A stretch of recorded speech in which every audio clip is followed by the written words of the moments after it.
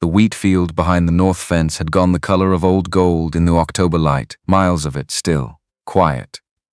The kind of quiet a man builds around himself when he has decided the world has nothing left to offer him. Then she was on the porch. He stopped walking, hands still dirty from the field. She had her back to him, dark coat, worn thin, gripping the front of it like it was the last thing holding her together. She wasn't knocking anymore, just standing, like she'd already lost the argument with herself on the long walk out here, and still came anyway. She turned, her eyes were red, her jaw was set, and in her voice, barely above a whisper, 4 words that would take everything he had built in 8 years of silence and break it open from the inside. He didn't know that yet.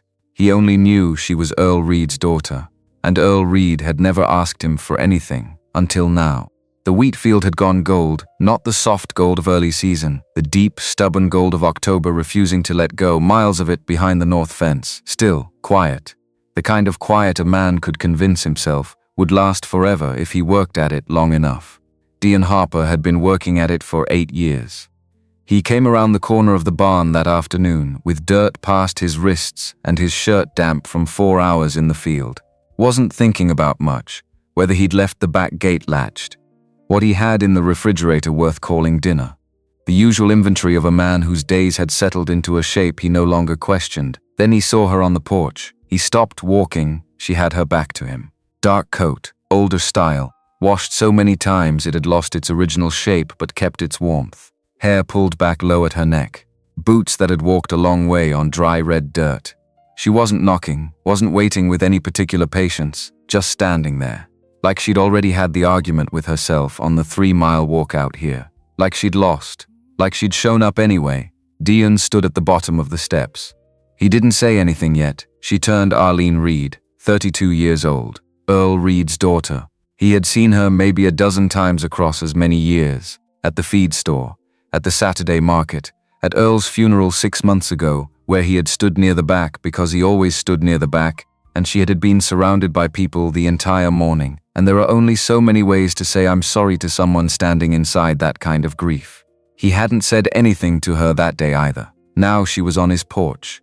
Eyes red, not fresh crying red, but the kind that comes from hours of holding yourself together so long the effort leaves marks even after the tears stop.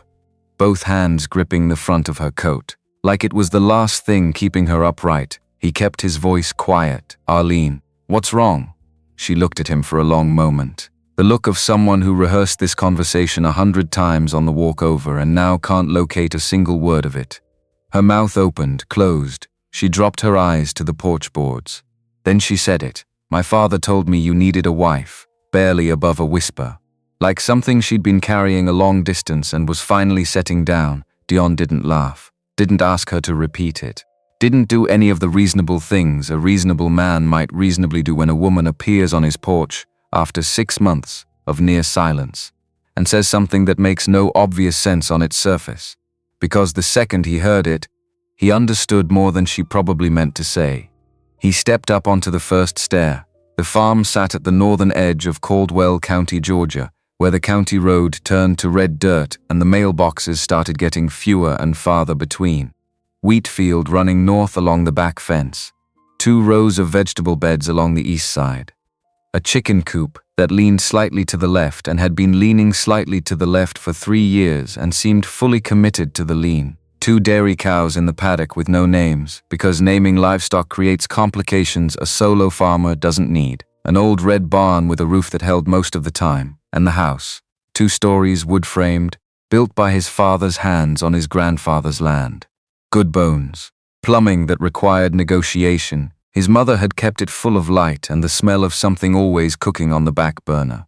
After she died of fever when Dion was 24, he kept it full of quiet and coffee left on the heat too long. Different kind of full. But a man adjusts to the shape of what he has. The scar ran from his left cheek down toward his collarbone. A pale ridge that never tanned the way the rest of him did. It arrived 10 years ago in the tractor accident that should have killed him, and instead rearranged his face and consumed 14 months of his life in recovery rooms and follow-up appointments. Before the accident, he drove into town twice a week, sat at the diner counter on Route 9, bought coffee that wasn't as good as his but came with conversation, which is worth paying extra for when you're 24 and still believe the world is fundamentally on your side. After the accident, he learned something about people he hadn't known before. They weren't unfriendly, exactly. They just had a limited capacity for discomfort. Children stared and hid behind their mothers, because children are at least honest about being scared. Women looked and then adjusted their expressions into something careful. Men clapped him on the shoulder with that particular grip, the one that performs concern while actually performing relief. That grip said glad it wasn't me every single time, without variation, so he stopped going into town as much. The earth didn't do that. Crops didn't care what he looked like. You worked the soil right. It gave you something back. Fair trade. Honest exchange. He had learned to prefer relationships built on that principle. Earl Reed had been the exception to most things. Earl was 63 years old and in good health until he wasn't, which is the nature of heart trouble. It concealed itself behind ordinary days, and then it didn't. Gone in a week. 3 days in the hospital, and then Caldwell County moved through its routines with that stunned expression that means a community has lost someone it doesn't know how to replace. 10 years ago, a 26-year-old with a scarred face and not enough capital and no plan beyond stubbornness had been failing his second growing season. Earl Reed showed up one Tuesday morning with fence post knowledge nobody had asked for and soil pH information that rescued the crops. He didn't make anything of it. He knew something useful and he shared it. That was the whole transaction. A form of generosity that requires nothing from the person receiving it, which is the only kind that never makes anyone feel smaller.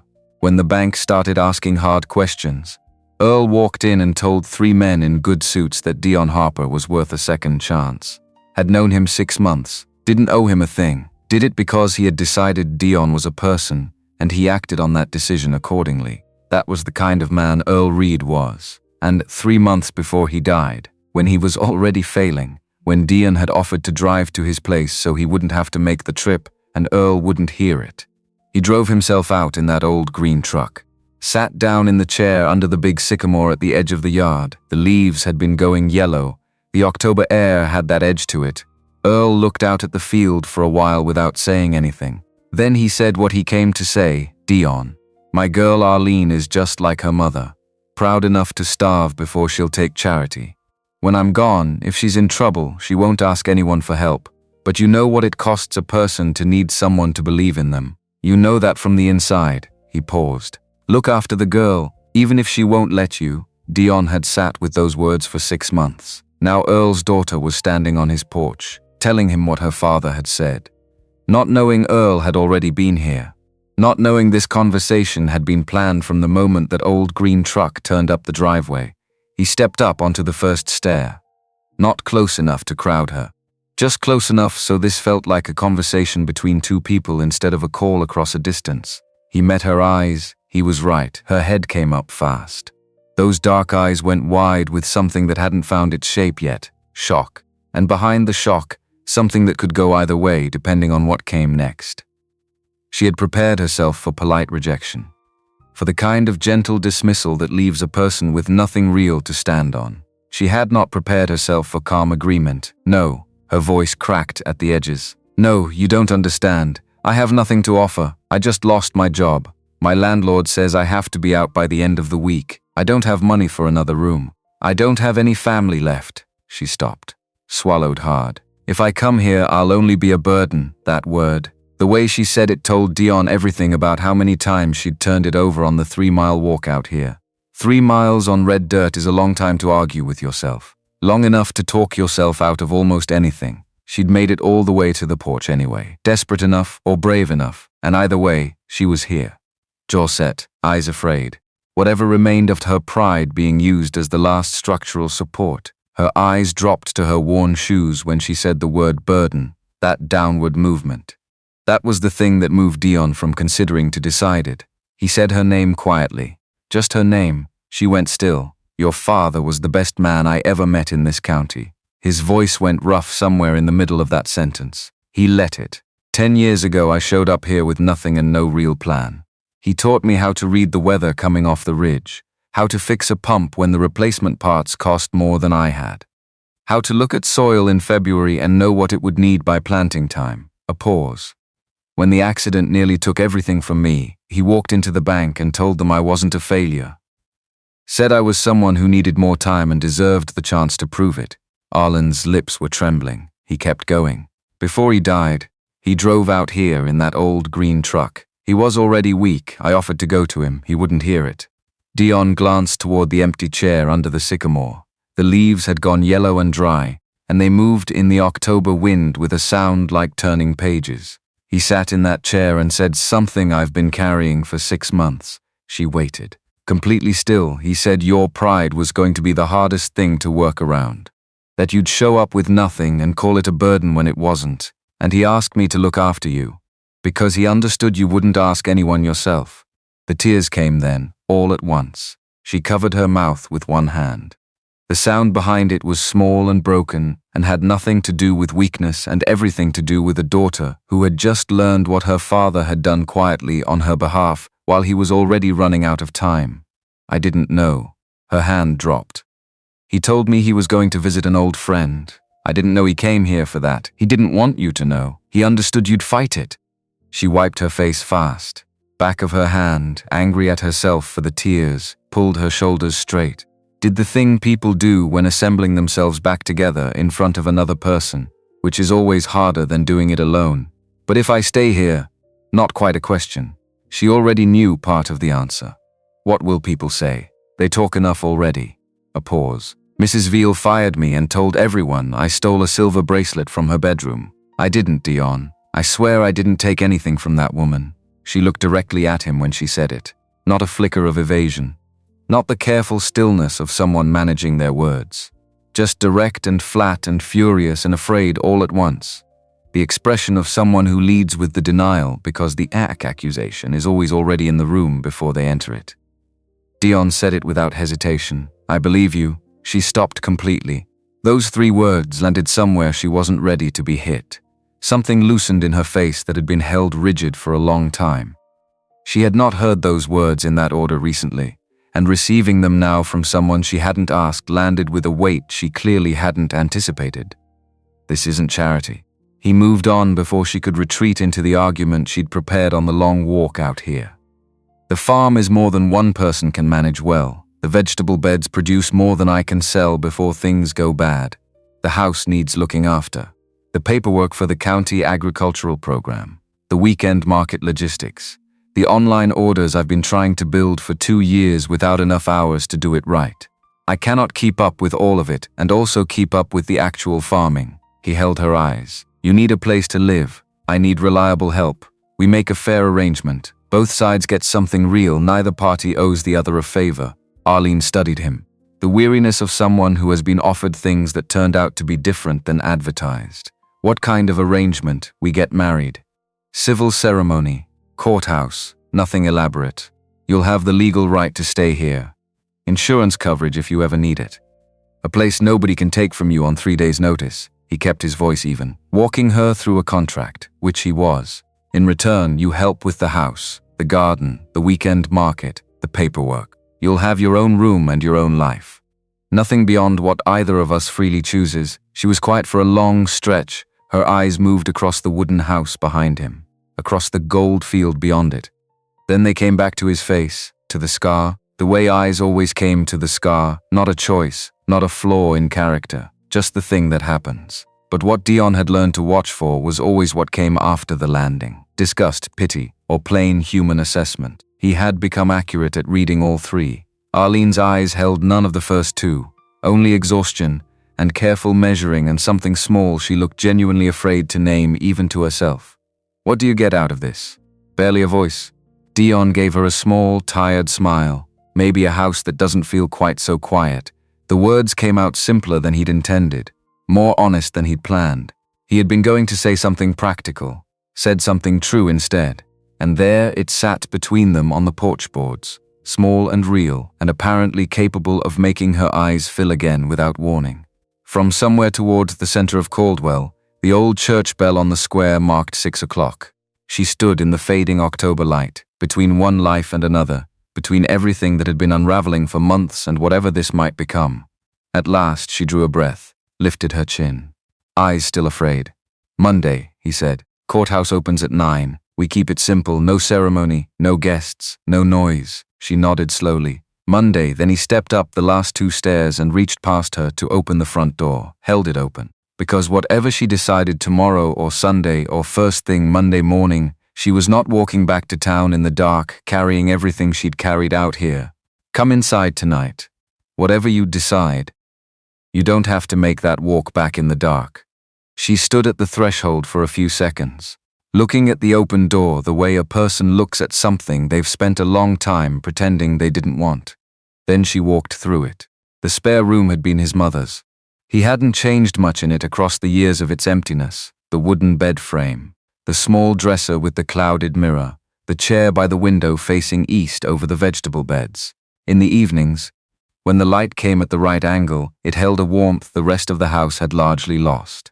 That morning, before Arlene arrived, Dion had put a mason jar of wildflowers on the dresser, picked from the patch along the south fence where they came up every October without anyone tending them. Purple ones. Late goldenrod. Something small and white he didn't know the name of. He felt slightly foolish about it, approximately 30 seconds after setting them down. He didn't move them. That evening, he put together a simple meal. Bread, sliced ham, the last of the canned tomatoes from his own beds. The kind of food that doesn't pretend to be more than it is. They sat at the kitchen table and she told him about the past month in pieces. The way people tell hard things when they haven't yet determined how much they're permitted to say. Constance Veal's accusation had arrived without warning 3 weeks prior. A bracelet, antique silver, from the nightstand drawer in the master bedroom. Arlene had cleaned that room every Thursday for 3 years. Same routine, same thoroughness. Nothing ever disturbed that shouldn't have been. Then a Friday afternoon phone call. Don't come back on Monday. By Saturday morning, half of Caldwell County had already heard Constance's version. The police came to my apartment, Arlene said, hands wrapped around the coffee mug Dion had placed in front of her. They were professional about it. They looked through everything and found nothing, which I could have told them before they walked in. But Constance had already talked. Her version had been going around for 2 full days before the police showed up. A pause. My landlord called the following week. Said he'd heard what was being said around town and needed me to find other arrangements. Said he was sorry. She stopped. He didn't sound sorry. Was there any warning before the accusation? Anything off in the weeks before? Something moved across her face. A brief tightening. She'd been cooler. For maybe a month before it happened. Like I'd done something she was deciding how to respond to. I kept trying to think of what I might have done wrong. I'm always careful in other people's homes. She looked at the table. It didn't matter. Those last 3 words told him the most. The resignation behind them. The sound of someone who has already worked through the injustice of a thing and arrived on the other side in the gray territory of simply dealing with what is, regardless of what should be. They didn't talk much after that. The silence between them wasn't comfortable yet, but it wasn't hostile either. It was the silence of 2 people accustomed to being alone, deciding without any formal negotiation whether they could share a room without the aloneness getting louder. When they went upstairs, she stopped in the doorway of her room, one hand on the frame. Her bag was already inside, a single soft-sided suitcase. Wasn't heavy. That said something about the past month without either of them needing to name it. Dion? Yeah, why are you really doing this? Not looking at him. Looking at the floor of the room, not the arrangement version. The real one underneath it. He leaned against the wall across from her door, thought about it honestly before answering. Arlene Reed stood in a bank and told 3 men in good suits that I was worth a second chance. He'd known me 6 months, didn't owe me a thing. He did it because he decided I was a person and acted on that decision. He looked at the floor for a moment, then at her. He drove out here 3 months before he died to ask me to look after you, because he knew you wouldn't ask anyone yourself. A pause. I'm doing this because I owe him something I can't repay him directly. And because I don't think you should be forced out of your home, because a woman with more money than conscience decided you were a convenient target. Arlene was quiet. That's more complicated than a simple arrangement. Most things worth doing are. She didn't respond to that. Then she pushed off from the doorframe, stepped back into the room, and just before she closed the door, she looked at him one final time. Good night, Dion. Good night, Arlene. A pause. The smallest pause. her hand already on the inside of the door, then quieter, almost like testing the word's weight before committing to it. "Good night, husband." Uncertain, almost self-conscious, but said aloud, which meant she had decided something, even if she couldn't yet fully name what. The door closed. Dion stood in the dark hallway. The house breathed around him the way old houses do at night, contracting in the October cold, floorboards settling, the walls holding all their layered seasons, and the people who had moved through them. He had been the only person in this house for 8 years, not always unhappy, but always aware of the weight of being the only living thing inside it. That weight was different tonight. Something was in it now that hadn't been there before. He went to his room and lay in the dark and listened to the new quality of the silence, the kind that has something underneath it. Outside, the wheat field held its gold in the dark. The coop leaned its steady lean to the left. The north farm breathed, and for the first time in a long time, so did the man inside it. Monday arrived with a pale, cloudless sky and the sharpness of October deciding to be serious about itself. Dion woke before first light, lay still for a few minutes listening. The door down the hall was closed, no sound from behind it. He shaved carefully. The scar made shaving complicated the way it had always made it complicated. The skin there unpredictable at certain angles, requiring slow attention. Found the white shirt in the back of the closet, still faintly cedar-scented from the trunk his mother had kept winter things in. The dark jeans without grease worked deep into the fiber, polished the boots. None of it amounted to anything formal, but it was the best version of what he had. When he came downstairs, she was already in the front room, standing near the window. Back to him, the dress she wore was dark blue with small white embroidery along the collar. Simple and slightly old-fashioned in a way that felt chosen rather than dated. The kind of dress that belongs exactly where it is. When she turned at the sound of his boots on the floor, he watched her take him in. The clean shirt, the careful shave. Something moved across her expression that she tried to put away before he could read it. Didn't quite manage it. "You look different," she said quietly. "So do you." Her cheeks colored. She smoothed the front of the dress with both hands. "It was my mother's. It's the only good thing I brought with me." "It's enough," he said. He meant it without anything extra attached to it, and yet it seemed to land with more weight than he'd intended. She looked at him for a beat, then looked away. They drove into Caldwell mostly in silence. She kept looking at her hands in her lap. He kept both hands on the wheel and noticed, somewhere in the back of his attention, the way a truck cab he had driven alone for 8 years suddenly felt smaller with another person in the passenger seat. Not uncomfortably so. But noticeably Roy Childs was already waiting on the courthouse steps when they arrived, 68 years old. Silver hair combed flat in a way that required effort. His best Sunday shirt on a Monday morning. Roy had been Dion's nearest neighbor for 7 years, and in 7 years he had never once treated the scar as something requiring either acknowledgement or careful avoidance. He was one of a very small number of people Dion had kept in his life. Partly for that reason, Roy shook Dion's hand firm, then turned to Arlene with a nod that carried genuine warmth. "Your father fixed my old tractor 3 summers running, every time it broke down, free of charge. Said the problem-solving kept his mind occupied and he was glad to do it. A beat. That was a good man. I think he'd be glad you're not facing this alone." Arlene's eyes brightened. She held the tears in place. "Thank you, Mr. Childs." Tamara Booker arrived a few minutes later, slightly out of breath, pulling Arlene into a long, tight hug before she'd even fully stopped moving. "The kind that says I was scared for you and I'm glad you're here." Then she stepped back and studied Dion with the frank assessment of someone who hasn't finished forming her opinion and isn't going to pretend otherwise. He couldn't fault her for it. He was a stranger who had offered shelter to her friend under circumstances that required a generous interpretation of the word reasonable. She drew Arlene aside and spoke quietly. "Not quietly enough. Are you absolutely certain about this?" Not quite a question. A last checkpoint, Arlene looked across the courthouse hallway at Dion. Her answer was soft, but it didn't waver. "I don't know how it ends. But he doesn't look at me like I'm a problem to be managed." Tamara held her eyes for another moment, then gave a small, reluctant nod. The ceremony itself took less than 10 minutes. A county clerk with the efficient, slightly weary manner of someone who has performed this ritual enough times that the words have detached from their meaning. No music, no decorations. A small windowless office that smelled of printer toner and carpet nobody had replaced since the 90s. Roy and Tamra signed in the designated places. For the rings, Dion reached into his jacket pocket and produced his mother's silver band, plain, worn slightly at the inner edge, the way objects get worn when they've been in constant contact with a living person for decades. He held it in his open palm. It was hers. It's the most I have left of her. If you're willing to wear something already worn. Arlene held out her left hand without speaking. Her fingers trembled once, briefly, when he put the ring on. It fit better than it had any logical reason to. The clerk cleared his throat. You may kiss the bride if you wish. Arlene went very still. Dion could see the held breath, the slight tension in her shoulders.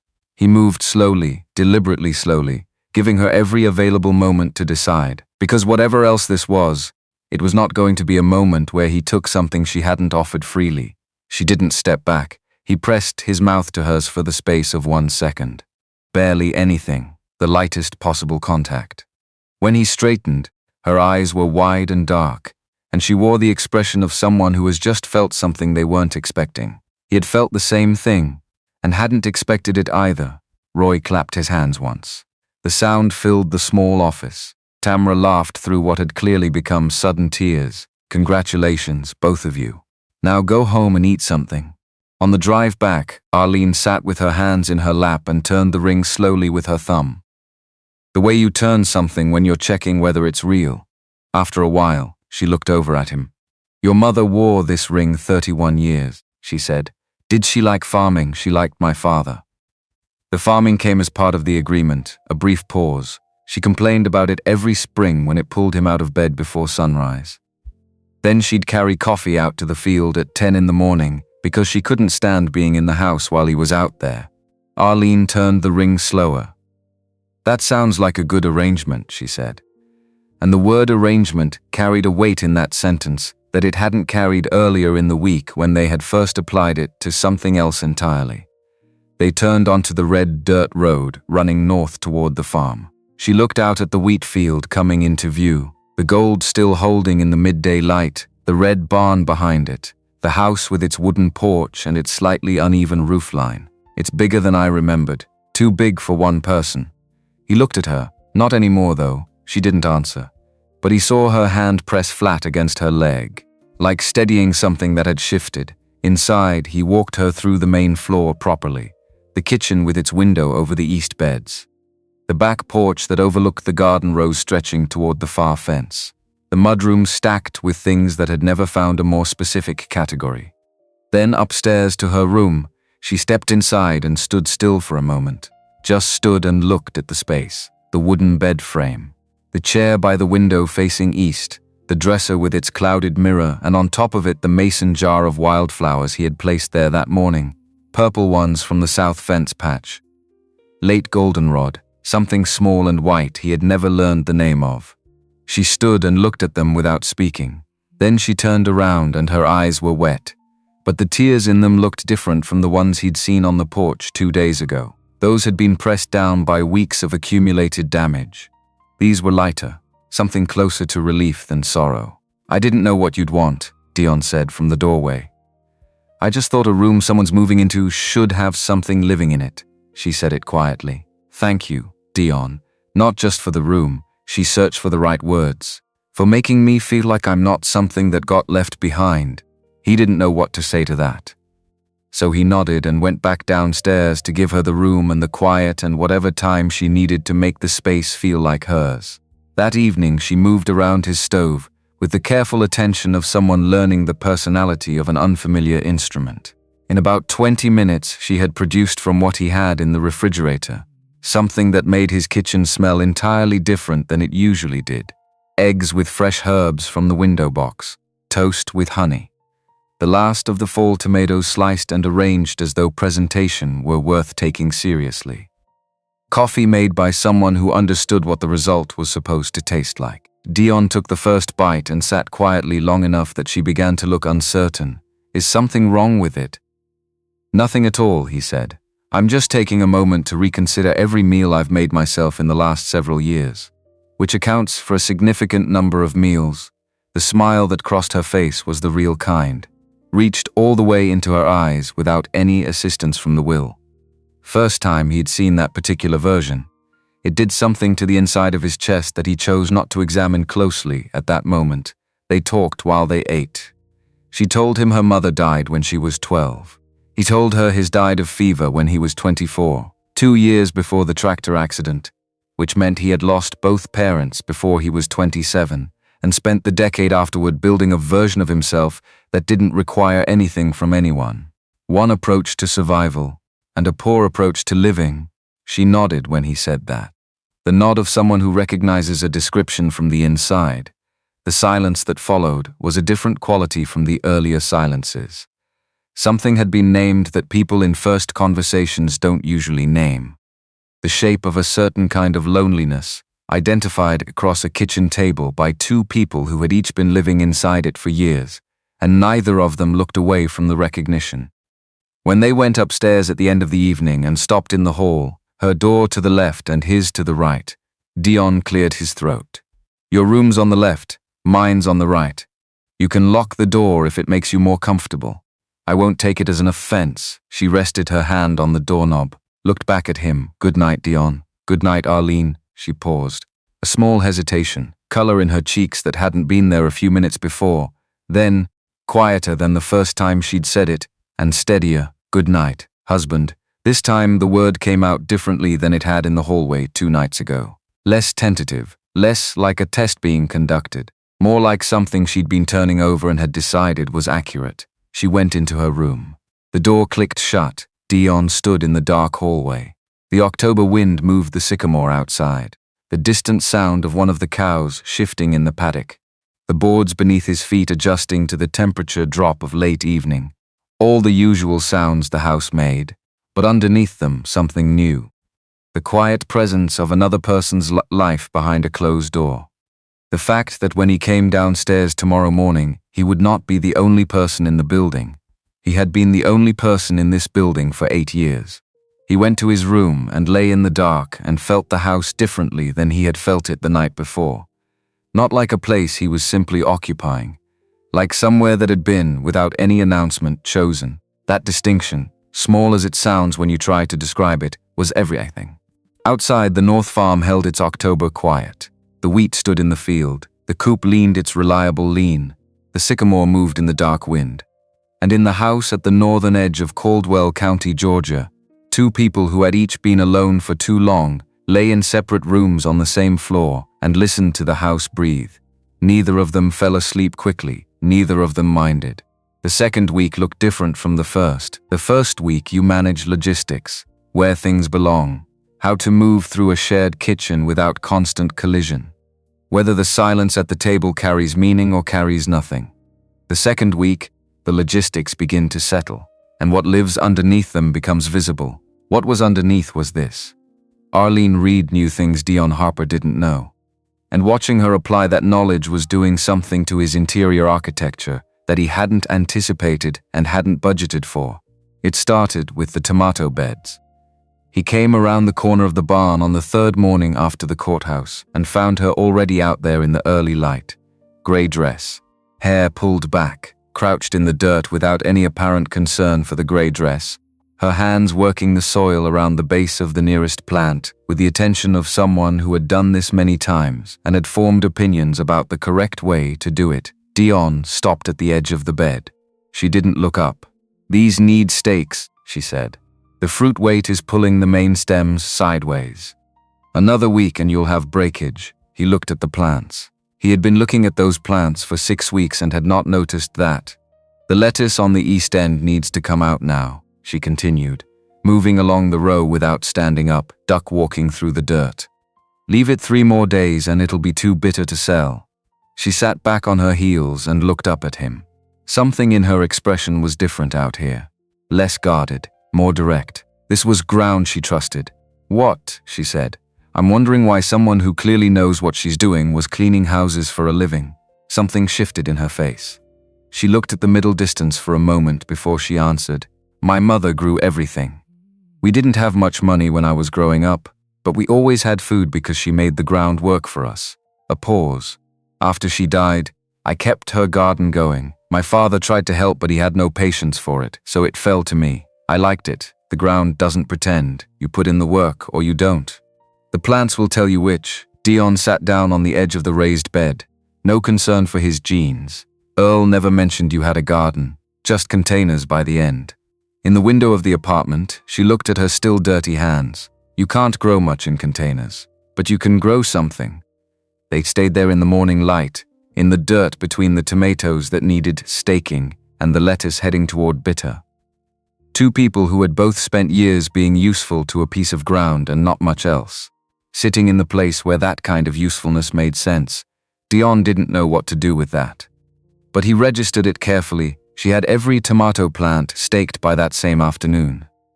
Drove the bamboo supports into the ground with a precision that came from having done it many times, at the angle she'd decided was correct.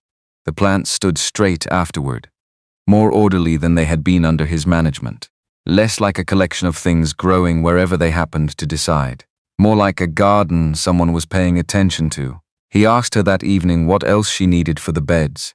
She considered it, more basil. The market variety specifically. People buy it faster than anything else I've seen move at a Saturday stall. A pause. And the pepper plants on the East End need fertilizing. They've been producing slow all season and it's not the water. He ordered the basil seeds that night from the supplier he used. Drove into town the next morning for the fertilizer she specified, and noticed, in the part of his mind he mostly tried not to consult directly, that he had been finding reasons to walk past the vegetable beds approximately 4 times more often than his actual farm work required. He told himself this was because the garden represented a developing operational situation that warranted monitoring. He was lying to himself. But it was a sustainable lie, the kind a man can maintain as long as he doesn't turn the full light of his attention directly onto it. The days arranged themselves around work. He was in the wheat field, or mending fences, or managing the 1,000 small mechanical failures that a property of this age generates on a reliable rotating schedule. Arlene ran the house, tended the garden, and spent increasing time at the kitchen table where he'd set up the farm's online ordering platform 2 years earlier and had never fully understood how to use it properly. By the end of the second week, she had reorganized the entire interface.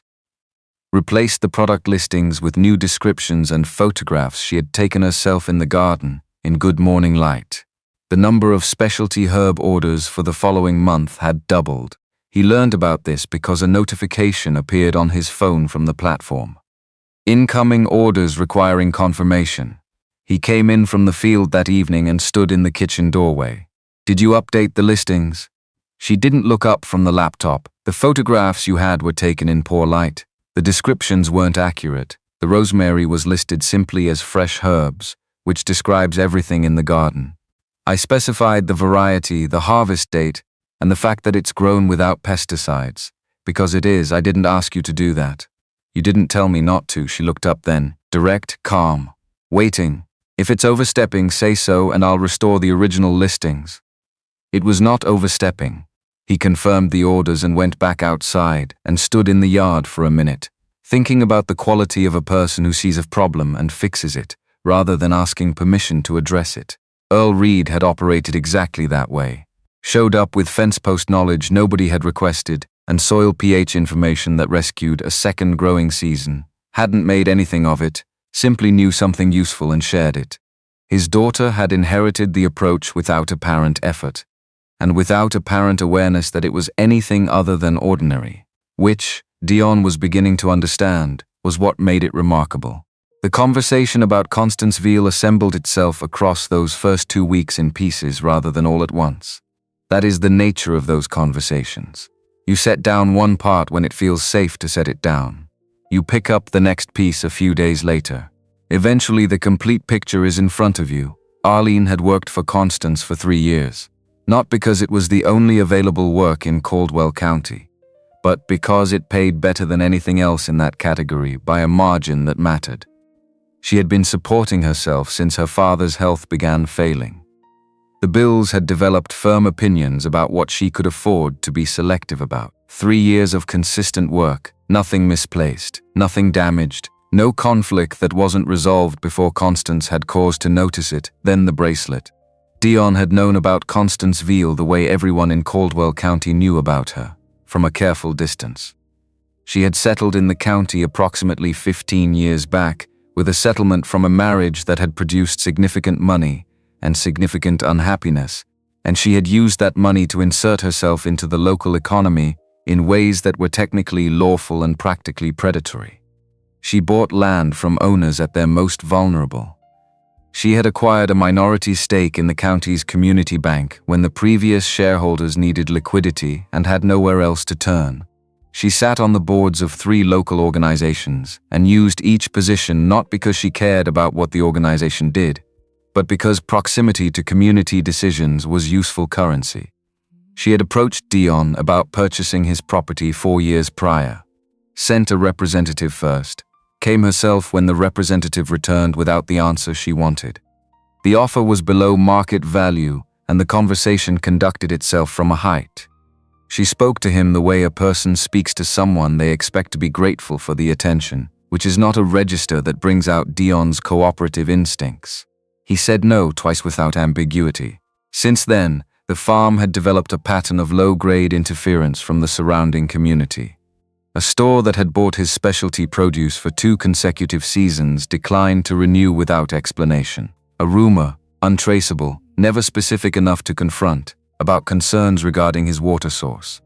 A slightly different temperature in conversations with his bank loan officer. Not threatening, just cooler. Like the room had dropped 2 degrees without anyone opening a window. None of it individually actionable. Collectively, it described a pattern with a single origin point. He explained this to Arlene one afternoon while she worked the soil around the pepper plants, and he sat on the edge of the raised bed, not worrying about his genes anymore. She made an offer on this property and I turned it down. After that, things around town started going sideways in small, unprovable ways. He watched her face. If she moved to fire you, it was very likely for a reason that had nothing to do with the bracelet. Arlene sat back on her heels. The anger that moved through her expression was controlled. But genuine. She's been doing this to you for years. It's her pattern. She doesn't accept the word no without extracting a cost from the person who said it. A pause. And now she's applying that same pressure to me. Because I'm connected to you, probably. Or she had already decided before you were connected to me and the timing is coincidental. He paused. Either way, the mechanism is the same. Arlene pressed both hands into the soil. A habit he'd noticed. Something she did when she was working through something difficult. Grounding herself in the most literal sense. My father knew her, she said. He didn't like her. He rarely said much about people he didn't like, but when her name came up he'd go quiet in a certain way. She looked up. He thought you were a good man. Told me that once, a few years ago, not in any particular context. Just mentioned it. Said the Harper boy on the North Farm is solid. A pause. That was his highest form of compliment. Dion didn't know what to do with that. He looked at the pepper plants. She looked at his face. Not at the scar specifically. At his face. The way a person looks when they've decided to say something they've been carrying for a while. Can I ask you something? Go ahead. Does it still bother you? The scar. The way people's eyes go to it. It bothered me considerably more in the early years. The honest answer, not the comfortable one. There was a period when I avoided mirrors. I understood in my mind that it was just skin, the surface of a thing. But there is a gap between understanding something intellectually and living with the experience of watching someone flinch when they first look at you. That gap closed over time. Most days I don't think about it. And the days you do, I think about Earl, he said. After the accident, he looked at me exactly the way he'd looked at me before it. Not with any visible effort of not looking at the scar. Just as though the scar wasn't the relevant information. As though I was still the relevant information, and the scar was simply something else that was also present. A pause. That is a harder quality to find in a person than it should be. Arlene set down the small trowel she'd been using. She reached up and touched his face, not the undamaged side. The scar. Her fingertips along the ridge of it, slow, without hesitation, without the performance of deliberate courage that sometimes accompanies that kind of contact. Just her hand. Just the fact of it. Someone touching the part of him that most people treated as an obstacle to navigate around, rather than simply a part of a face. Dion went completely still. She held her hand there for a moment. Then let it drop back to her lap. I don't see what they see, she said. Her voice was quiet and carried the full weight of being true. I see a man who came through something hard and is still here, still standing, still doing the work. She held his eyes. That is not an ugly thing. That is not ugly at all. His throat had closed. There was nothing to answer with that wouldn't either diminish the moment or expand it beyond what it was. So he sat in the dirt of the October garden and let the moment be exactly what it was, which was this. He was beginning to understand something he had not been adequately equipped to receive. The Saturday market in Caldwell occupied the 3-block stretch of storefronts on the square that closed to vehicle traffic on weekends. Ran from 7 until noon. Dion had attended this market for 7 years and sold reasonable quantities of produce in a reasonable arrangement and had not thought much about the visual dimension of any of it. Arlene had spent the entire preceding week preparing for their first appearance together. Sorted and harvested with a purposefulness that communicated she understood the market as a presentation as much as a transaction. Rearranged his standard display baskets, added small handwritten cards to each variety with the name and a specific use suggestion. Bundled the herbs so they looked like they came from somewhere that cared about them. First time they went together, 2 weeks after the courthouse, people looked. This was expected. Caldwell is a small town. Small towns notice departures from established patterns. A man who has lived alone for 8 years appearing at the Saturday market with a woman wearing his mother's ring is a departure worth noticing. Dion had prepared himself for the sideways conversations, the way a small community processes new information, which is through everyone knowing before anyone has formally asked. What he hadn't accounted for was the speed at which Constance Veal had been operating. Tamra found them between the stalls 20 minutes into the morning. She had the expression of someone delivering news they've been sitting on and can no longer hold. She pulled Arlene into the space between 2 produce tables, speaking low and fast. Constance has been talking. Tamra's voice was tight, precise. She's telling people you married him because you're carrying a child. That the marriage is a financial arrangement with a costume on it. That you used a vulnerable man's situation to get yourself out of a desperate position. A pause. She's also been using the word seduced. Specifically that you seduced a man who was lonely enough to fall for it. Arlene went pale, then the color came back. But it returned as something different from what had drained away. Not embarrassment. Something harder. Something with edges. How many people has she told this to? Enough? Tamra said. She glanced past Arlene at Dion and appeared to reach some private conclusion. I believe both of you. That's not in question. The question is, she isn't stopping. Constance Veal appeared at the end of their table shortly after. She arrived with the quality of something that has always been on its way. Coat that cost more than a month of farm income. Jewelry catching the light from every angle. The ease of someone who had long since stopped noticing she was the most financially comfortable person in any room she entered. She stopped in front of their table and looked Arlene over. How lovely, sweet and calibrated. You look very much at home here, Arlene. Your father always worked so hard to make you appear to be something more elevated, didn't he? A pause timed for effect. And here you are. Exactly where you were always headed. The stalls nearest to them went quiet in the way of people who are absolutely listening while maintaining the appearance of not listening. Dion kept his jaw loose, voice flat. Morning, Mrs. Veal. Shopping today or just passing through? She turned to him, sharpened smile. Still blunt, Dion. I suppose men in your position don't invest much in social polish. She raised her voice by precisely the increment needed to ensure the neighboring stalls received it clearly. How is married life treating you? Have you had opportunity to think clearly about what you've stepped into? The whole town has a fairly clear picture of why she married you. She needed a roof and you were accessible. I'd hope you didn't sign anything that creates complications for the property. Before Dion could open his mouth, Arlene stepped forward. She took his hand, deliberate, in full view of everyone within range. Her fingers were cold against his, but her grip was solid. She looked at Constance and her voice carried clearly. My marriage is not a subject I'm going to discuss with you. What you're doing right now tells me everything I needed to understand about why you accused me of theft. This is what you do when a situation doesn't resolve the way you want it to. You construct a version of events and you deliver it loudly until the truth gets lost in the volume. She didn't move back, didn't lower her voice by a degree. You should think carefully about what it costs a person to live that way. From the outside, it looks like an expensive habit. Something shifted in Constance's expression. A flicker of something that in a person with different instincts might have been self-recognition. But she had been operating this way long enough that whatever that impulse was, she had learned to convert it. Her voice dropped. Quieter now, more deliberate. You are a penniless orphan who found her way into a desperate man's situation.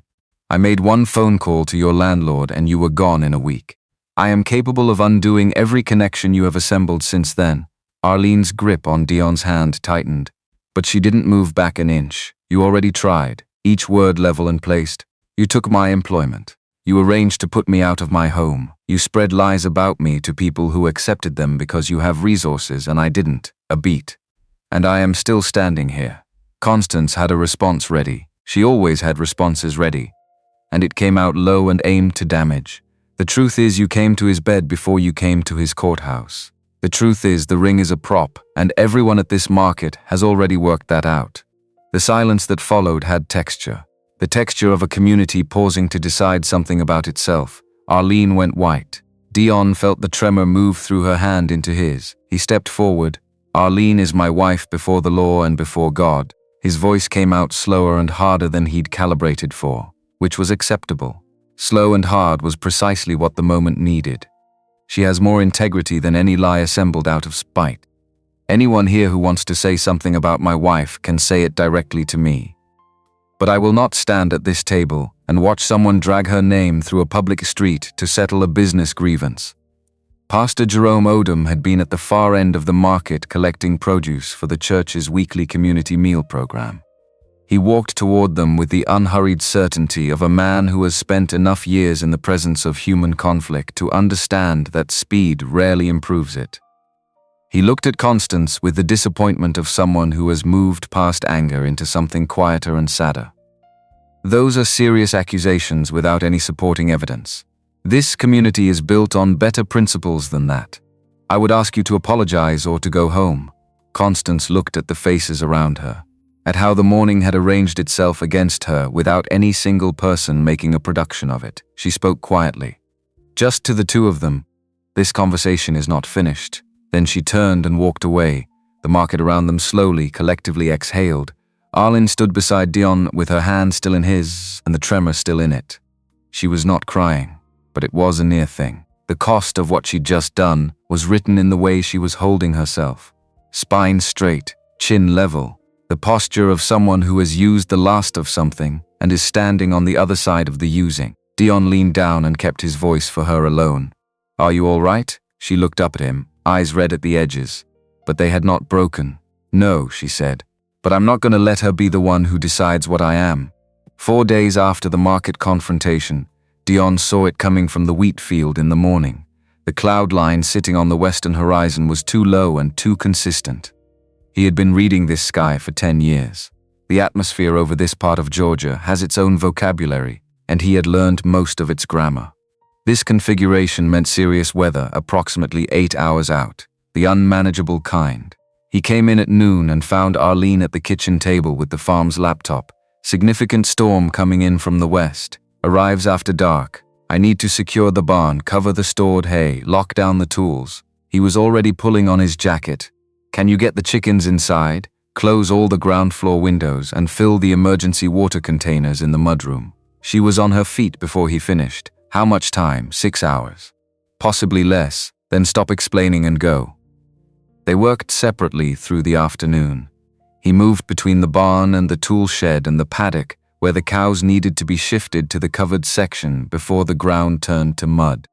Arlene worked the house and the chicken yard and the mudroom with the same methodical efficiency she brought to everything she did.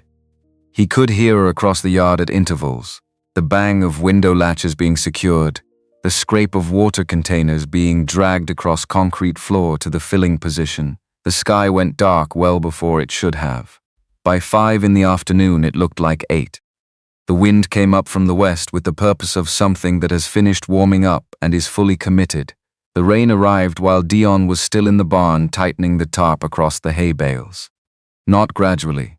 At full strength immediately, the way substantial rain comes in the south. not escalating, simply present, as though the sky had been accumulating everything it had and decided to release it all at once. He was securing the last corner of the tarp when he heard the coupe door go. The wind had found the latch, the one with the worn tolerance he'd been meaning to replace for 6 months. It swung open hard and bounced off the frame with a crack that carried clearly over the rain. He looked through the barn doorway into the yard. 4 chickens already out, moving in the panicked, purposeless circles of birds who have successfully escaped a situation they wanted to escape and now have no plan that extends beyond the escape itself. He dropped the tarp edge and called toward the house. "Arlene, stay inside. I'll get them." But she was already there, rain jacket half on, hood up, moving toward 2 birds near the base of the sycamore. She had one caught against her chest and was trying to corner a second one, which was making committed circles around the tree roots. "Go back inside," he called. Her head came up. Rain loud enough that she had to raise her voice. "I've almost got the second one. Go around the other side of the tree," so they were both in it. He went around the east side of the sycamore to cut off the escape route while she came from the west, with the patient precision of someone who had done this before. The bird, finding its options suddenly limited, made one committed sprint toward the fence and then surrendered. She caught it with both hands and tucked it under her arm alongside the first, 2 secured. Dion had cornered a third near the fence post. The fourth was still moving back and forth along the exterior of the coop with total dedication to its own alarm. He was straightening up with the third bird under his arm when he heard it. The sound is specific and unmistakable to anyone who has spent time around old trees in serious wind. A slow crack that begins deep in the wood and builds. And then very quickly, an explosive release of tension. The sound of something structural giving way all at once. He looked up at the sycamore. In the stormlight he could see the massive secondary limb, the one that extended northward over the yard, and it was moving in the wrong direction at the wrong speed. Arlene was standing directly beneath it. She hadn't looked up. She was watching the fourth bird. Dion moved, no clear memory of deciding. His body completed the decision before his mind had finished forming it. He crossed the ground in 3 strides and hit her from behind with his full weight, and they went down together hard into the mud and rolled, and half a second later the limb came down exactly where she had been standing.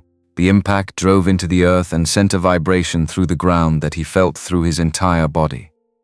They lay in the mud in the rain, him half over her, her face turned sideways against the wet ground, both hands still somehow holding the bird pressed against her chest, which was objectively the least important priority available, and was also, he recognized, completely consistent with every piece of information he had gathered about her in 2 weeks. The rain poured over both of them. He was shaking. Not from the cold. His voice came out rough and louder than he intended. "Are you out of your mind? Do you understand what just happened? Do you understand what was directly over your head?"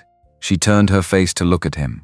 Rain on her face, mud at her hairline, eyes wide with the expression of someone who has just processed something a half second after it finished occurring. "I was getting the bird," she said, mildly stunned, mildly apologetic. Genuinely uncertain why this response was landing the way it was landing. The bird, he sat up, hands on her shoulders, the shaking visible and not something he was attempting to conceal. "Arlene." A limb the size of a small car came down on the exact ground you were standing on. "The bird could be replaced." "You cannot be replaced," she looked at him. Rain on both of them, mud on her coat, the bird still in her arms. She heard what he hadn't actually said out loud, the complete version of it, not just the anger, but the thing the anger was covering, which was not manageable and not something he could place back in any box he'd been keeping it in. "Dion." Her voice was barely audible under the rain. Lightning split the sky from north to south. He kissed her, not with any of the care he'd been applying to every interaction for 2 weeks. Not with the measured restraint of a man maintaining a careful distance and intending to maintain it considerably longer. This was what happens when fear and relief arrive at the same moment and burn through every layer of restraint on their way in. His hands on either side of her face in the mud, her mouth under his. The rain coming down on both of them with complete indifference to the situation. She kissed him back, not after a moment, immediately. As though she had been waiting for the thing that had been building in the kitchen and the garden and the mornings and the evenings to finally reach a place where it could be named, Her free hand came up and held on. The bird remained in the other arm, apparently committed to the situation regardless. The lightning came again closer. Dion lifted his head, rain in his eyes. We need to get inside. Right now, his voice sounded like someone else was using it. They ran. He hit the back door with his shoulder and forced it open against the wind. They came through together and he pulled it shut, and the storm dropped from overwhelming to merely loud. They stood in the mudroom, dripping onto the concrete. She set the bird in the laundry basket near the dryer. The bird arranged itself in the basket with the dignified indignation of a creature that has survived a significant event and requires a moment to reassemble its composure. Arlene stood in the middle of the mudroom floor, soaked through her jacket, teeth beginning to chatter. Dion got the thick wool blanket from the cabinet above the dryer and put it around her shoulders.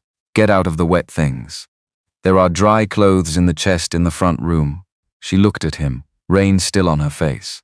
The blanket around her shoulders. She didn't move toward the front room. He turned toward the wall and gave her the space. Heard the wet jacket hit the concrete floor. The mudroom was small and the storm was loud against the roof, and the quality of the air in that space was something he was deliberately not thinking about. A minute passed. Your turn. Her voice was steadier, a degree warmer than it had been. He pulled off his soaked shirt. When he turned around, he knew she was looking, not at the undamaged side, at all of it.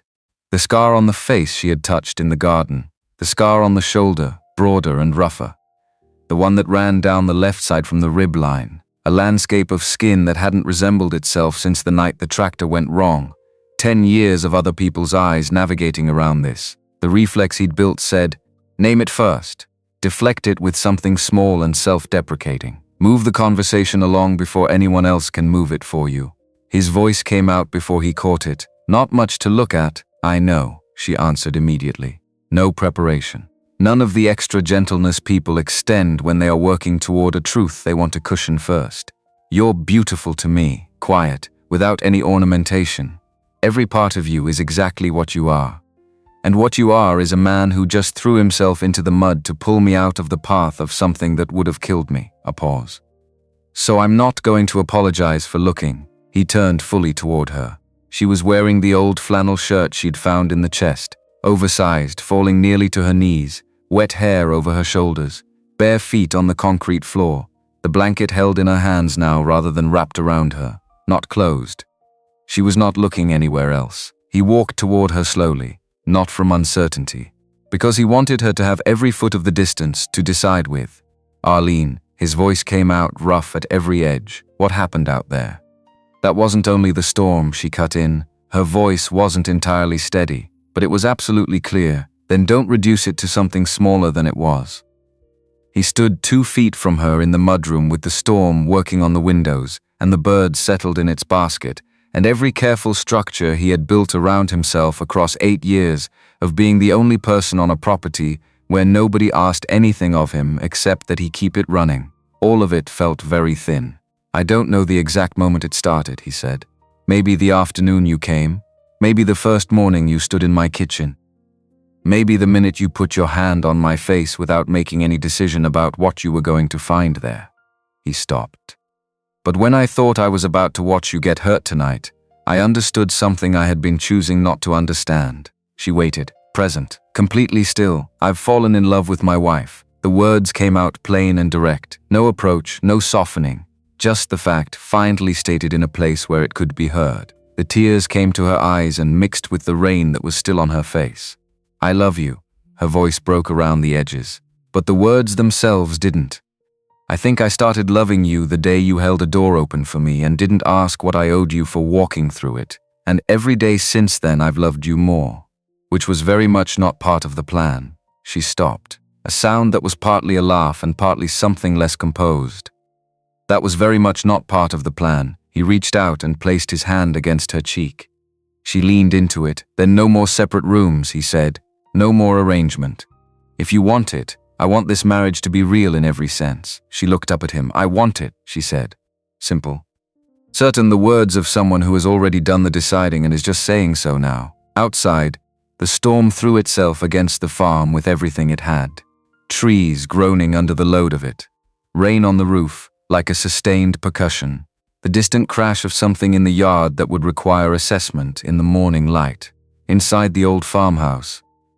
Two people who had each been alone for too long and careful for too long, who had arrived at each other through a dead man's love and a practical arrangement that had become something neither of them had planned for, stopped maintaining the distance between who they had been and what they were becoming. The morning after the storm carried the flat, washed light of a sky that has finished its business and moved on. Dion lay still in the grey morning, listened to Arlene breathing beside him, looked at the ceiling of a room that had been only his for 8 years and was now something else entirely. She turned, looked at him. The color in her cheeks was still there. She didn't look away. Good morning, quiet. Then after a beat, husband. The word landed differently than it had in the upstairs hallway the night of the ceremony. Without the uncertainty, without the sense of a test being conducted. This time it simply described what was true. He reached across and tucked a strand of still damp hair back from her face. Good morning, he said. The damage outside was real and required attention. Part of the barn roof had been lifted and displaced by the wind. 3 sections of fencing along the north paddock were down. The sycamore had lost 3 substantial limbs. The one that had nearly killed Arlene had left a crater in the ground and a new scar on the trunk the width of a man's forearm. 4 chickens had not survived the night, the ones that had gotten into the creek draw during the chaos of the storm before they'd caught the others. Arlene stood before the coop in the flat morning light, arms folded around herself. Looking at the vacant spaces, I'm sorry, she said quietly. If I hadn't gone out, if I hadn't insisted on getting that second bird, Dion came up behind her and put both hands on her shoulders. You saved 2 of them. More importantly, you are still standing here. Don't apologize for having a heart that cares about things. She leaned back against him without speaking. A kind of trust that doesn't require words and has its own weight. Roy Childs came to the house 2 days after the storm to check on the property the way he did after major weather. He assessed the barn roof and the fence sections and gave the practical verdict that both were repairable with a week's work. He helped move the displaced roofing material to the covered section of the other barn. He also noticed the way Arlene reached up, without thinking, to straighten Dion's collar when they came back across the yard to the porch, and the way Dion's hand found the small of her back as naturally as if it had found that position 100 times before. Roy looked at Dion with the expression of a man who recognizes when something has resolved itself correctly and understands that saying anything about it is unnecessary, which is precisely why what he said next hit harder than it otherwise would have. There's something you need to hear. He sat down in the porch chair, Earl's chair, the one Earl had sat in on his last visit. Constance has made her move official. She's filed a formal inquiry with the county questioning whether your marriage is legally valid, framing it as a marriage entered into under financial duress that represents a fraudulent claim on your property. He paused. She's also been in contact with the bank board. She holds enough stake in the institution to push for a formal review of your loan terms under the acceleration clause in your original loan agreement. If the board determines your financial circumstances have materially changed, they can call the full outstanding balance immediately. Dion already knew the number before Roy said it. He had known it for 7 years, $32,000, 3 weeks, possibly fewer depending on how aggressively she moves the board. Roy met his eyes directly. She has the relationships to move it fast. Arlene had gone very still beside Dion on the porch. She can actually trigger this, she said. Not a question. Working the mechanism out in real time, she has sufficient standing to apply the pressure, Roy said. Whether it survives legal challenge is a separate question. But the pressure itself is real and it's already moving. The porch held the silence for a moment. Dion looked out at the farm. The wheat, the barn, the vegetable beds Arlene had reorganized and expanded. Everything that represented 10 years of working a piece of ground back from the edge 3 weeks. Arlene looked at him, he looked back at her. We deal with it, he said. We find what a judge needs to see and we deal with it. That's all. She reached across and took his hand. The silver ring on her finger catching the flat post-storm light. Together, she said. Just the word that had become, without either of them scheduling it, simply accurate. The morning after Roy's visit, They sat at the kitchen table with the farm's financial folders spread between them and the coffee going cold while they looked at numbers Dion had been looking at for 7 years. $32,000. The original loan had been taken out when he purchased the property from his father's estate. He had paid it down steadily. 4 years from a clean payoff under circumstances that had existed before Roy sat down in Arlene Reed's chair on his porch. Normal circumstances had developed an expiration date. Arlene looked at the paperwork with the focused expression of someone doing arithmetic they don't love the result of. The market income from the next 3 weeks won't cover it. No, the online orders are growing, but not at the pace we'd need. No, is there anything you could liquidate? The equipment is all working stock. Sell the tractor and I can't farm. Same for the other machinery. The cows contribute meaningfully to the monthly income. Selling them solves one number by creating 3 others. She was quiet for a moment, looking at the folder. Then we need to address the legal challenge before anything else. If we can get the marriage inquiry dismissed, the bank pressure loses the foundation it's standing on.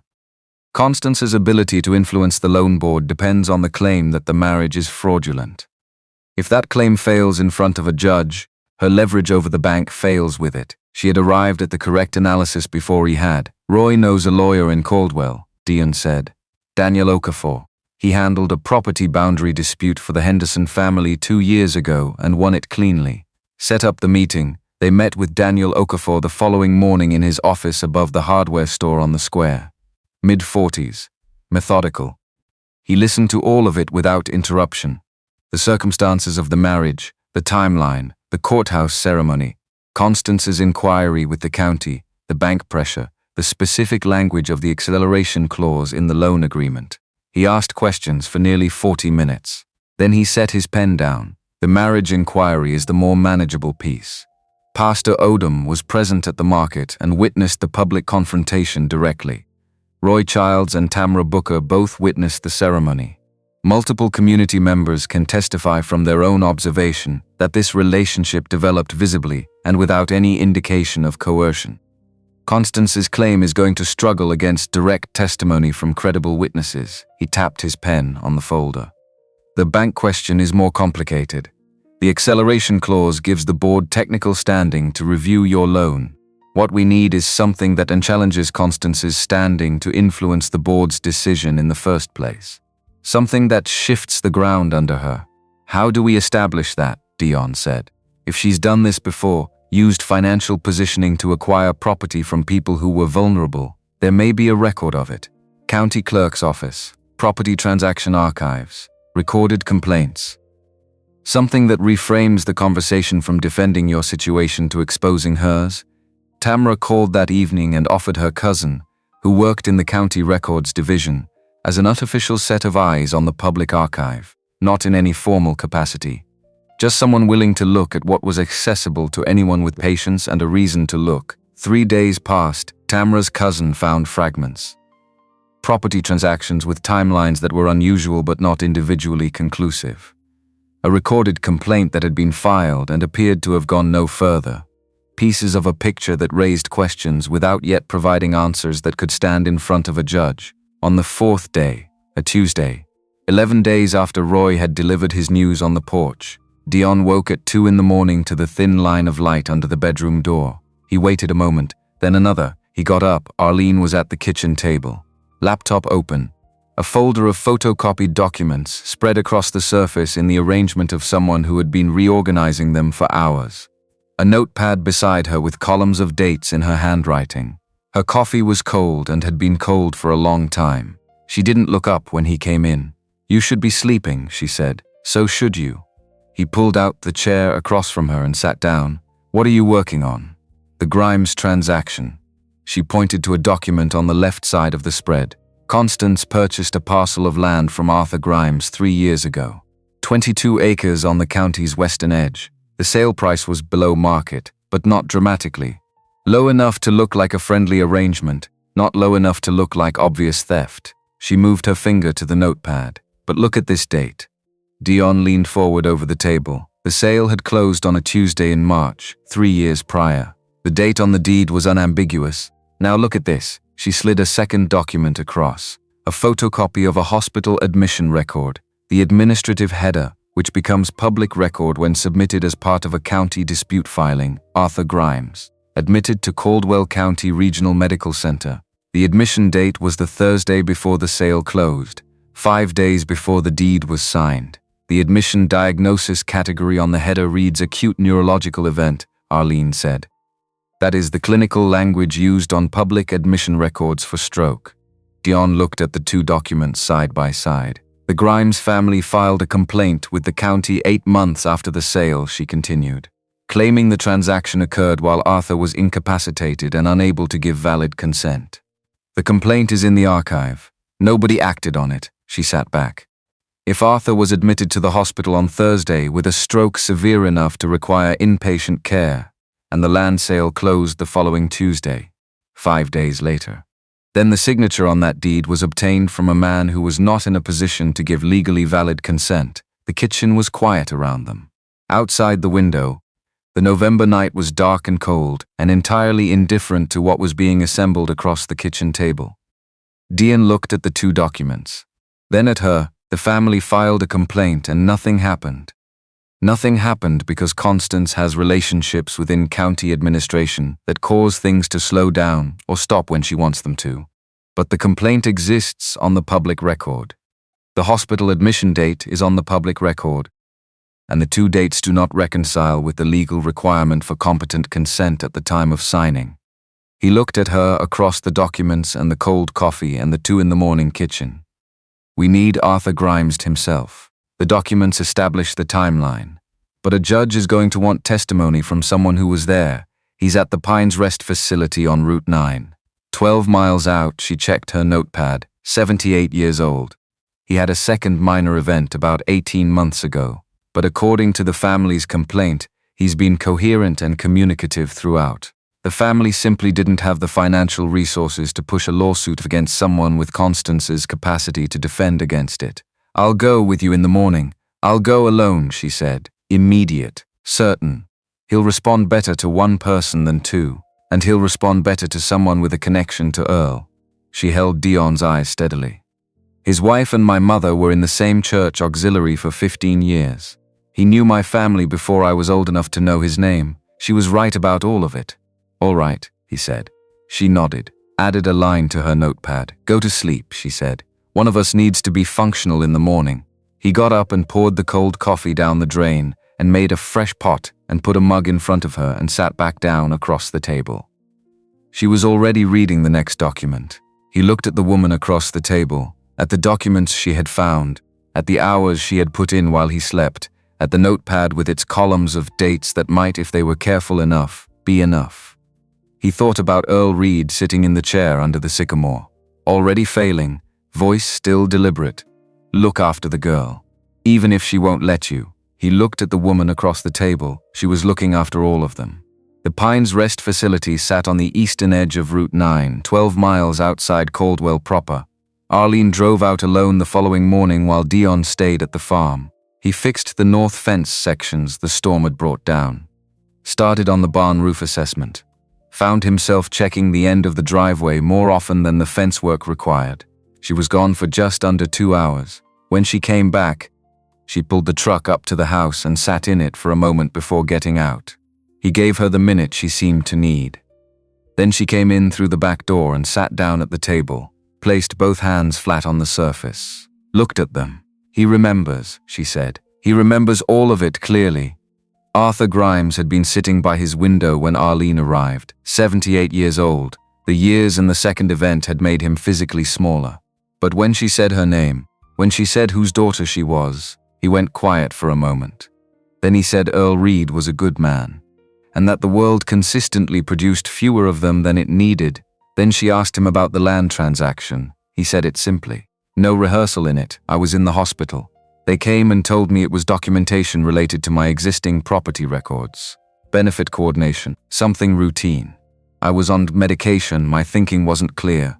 I signed what they put in front of me. His voice, as Arlene described it, was measured and tired.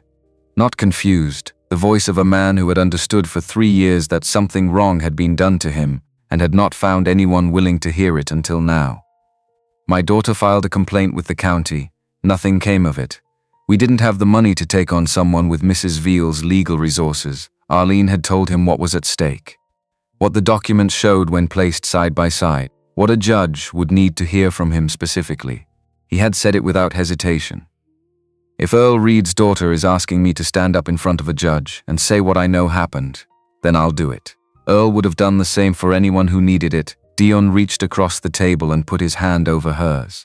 She turned her hand over and held his. "We have him," he said. "We have him." Then quieter, after a moment, "We have my father still, just in a different form than before." They called Daniel Okafor that afternoon and told him. He was quiet for a moment on the phone. Then he said they had a hearing to prepare for. That evening, Dion was in the barn doing a final check on the repaired roof sections when his phone buzzed with a message from Roy. 4 words, "She knows about Grimes." He stood in the barn for a moment, read the message again. Then he understood. Constance had sources inside county administration. The moment the Grimes complaint records had been accessed, someone had told her. She knew they had found the documents. She knew Arthur Grimes was willing to testify. And she was out of time, which meant she was out of options, which meant she was going to do something tonight. He was moving before he had fully thought it through.